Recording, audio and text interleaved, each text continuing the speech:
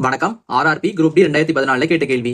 100 மாணவர்கள் பங்கேற்ற தேர்வில் மாணவர்களை விட மாணவிகள் 40 பேர் அதிகம் எனில் மாணவர்களின் எண்ணிக்கை காண்கன்னு கேட்டிருக்காங்க.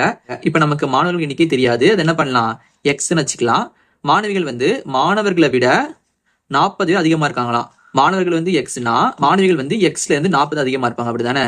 இப்ப நமக்கு மாணவர்களையும் மாணவிகளையும் கூட்டணும்னா நமக்கு மொத்தம் 100 பேர் இருப்பாங்க. ஓகே, மாணவர்கள் தெரியாது எக்ஸ், மாணவிகள் மாணவர்களை விட 40 அதிகம். அப்ப நமக்கு எக்ஸ் பிளஸ் 40, அவ்வளவுதான், மொத்தம் 100 பேரு. இப்ப என்ன பண்ணலாம்னா நம்ம இந்த எக்ஸையும் இந்த எக்ஸையும் கூட்டலாம். எக்ஸையும் கூட்டலாம், நமக்கு 2x கிடைக்கும். Plus 40 equal to 100. இப்ப நம்ம இந்த பிளஸ் 40 இருக்கா, இதை நம்ம ஈக்குவல்ட்டுக்கு அந்த பக்கம் கொண்டு வரலாம். அப்ப நமக்கு பிளஸ் இங்க வரும்போது மைனஸ் ஆகும். அப்ப நமக்கு இங்க மைனஸ் 40ன்னு வரும்.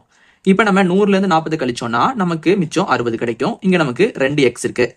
இப்ப நம்ம என்ன கட் பண்ணலாமா, ஓ 2 2 மூவி 2 6 ஒரு 0. அப்ப நமக்கு எக்ஸோட மதிப்பு 30 இருக்கு.